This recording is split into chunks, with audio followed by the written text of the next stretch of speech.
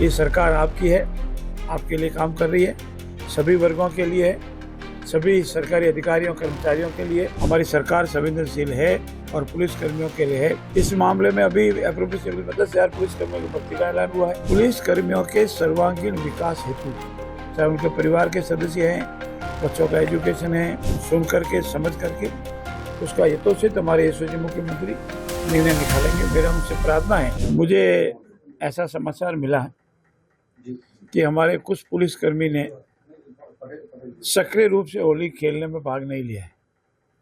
मैं आपके मार्फत सभी पुलिसकर्मियों को, साथियों को विश्वास दिलाता हूं कि मौजूदा मुख्यमंत्री आदरणीय बजरंग जी के नेतृत्व की ये सरकार सभी वर्गों की हितैषी सरकार है, सभी वर्गों के हितों का ध्यान रखती है।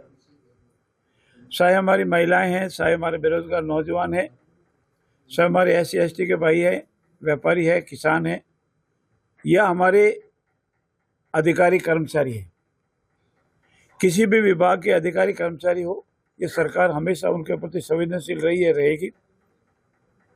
पुलिस के अधिकारीगण ने होली खेली है, परंतु जैसा समाचार दिए जा रहे हैं कि कुछ अधिकारियों ने या कर्मचारियों ने या पुलिस कर्मियों ने होली में पास खड़े रहे, सक्रिय रूप से सहयोग नहीं लिया, तो उनकी जो भी ग्रीवेंस है सरकार उसका पूरा संज्ञान लेगी और यथासंभव शीघ्रता से न्यायोचित उनके हक में निर्णय लेगी।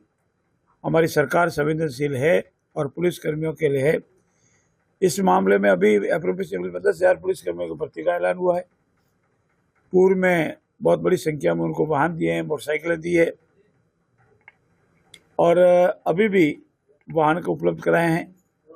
पुलिस कर्मियों के सर्वांगीण विकास हेतु, चाहे उनके परिवार के सदस्य हैं, बच्चों का एजुकेशन है, मेडिकल हेल्थ की रिलीफ है, या उनके जो भी वाजिब बातें हैं उसको हम सुन करके समझ करके उसका यथोचित हमारे यशस्वी मुख्यमंत्री निर्णय निकालेंगे। मेरा उनसे प्रार्थना है कि ये सरकार आपकी है, आपके लिए काम कर रही है, सभी वर्गों के लिए है, सभी सरकारी अधिकारियों कर्मचारियों के लिए, और उनके जो भी हित है, उनकी जो भी बात है उसका न्यायोचित निर्णय लेगी।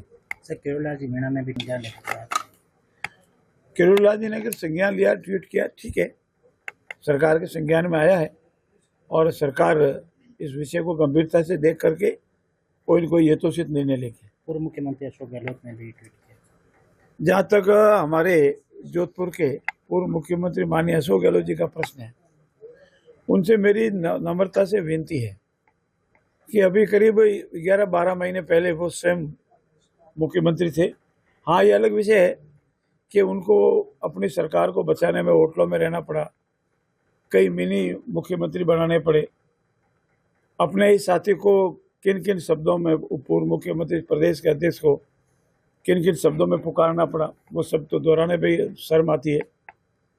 फिर भी अगर वो कोई ट्वीट करते हैं तो पहले गिरेबान में झांकना चाहिए। जो व्यक्ति कांच के मकान में रहता है वो दूसरे के मकान पर पत्थर नहीं फेंकते हैं। सलाह देने वाले को पहले अपने खुद के ऊपर सलाह लागू करनी चाहिए। बातें अगर वो कर देते आज 11-12 महीने पहले, तो पुलिसकर्मियों में आज नाराजगी नहीं होती। इसलिए मेरी उनसे सलाह है कि ठीक है, उन्होंने सलाह दी है, उसके लिए उनका धन्यवाद, परंतु भविष्य में सलाह देने से पहले अपने खुद पर निर्भर कर ले, अपने गिरेबान में झांक ले कि उन्होंने क्या किया। वो जो उनके प्रदेश का, देश का नेतृत्व का जो आदेश था, उसकी किस तरह से उन्हें धज्जियां उड़ाई। स्वयं तो जैसलमेर चले गए, आदरणीय शांतिलाल जी को, अपने विधायक को लेकर और कहीं भेज दिया। ऐसे व्यक्तित्व को कुछ नहीं कहना चाहिए, और ये जो बात कहनी है तो विधानसभा में आना चाहिए।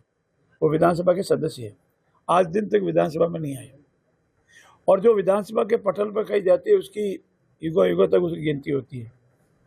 सोशल मीडिया में सक्रिय रहना, सुर्खियों में आना, अखबारों की सुर्खियां बनना, ये अलग विषय है, और धरातल पर आकर वास्तविकता में काम करना। एक विधानसभा का सदस्य, पूर्व मुख्यमंत्री, कभी विधानसभा आवे नहीं, पुलिसकर्मियों के हित की बात करे नहीं, और बाहर सुर्खियां बटारे, वो ठीक नहीं। ऐसा मेरा उनसे निवेदन है।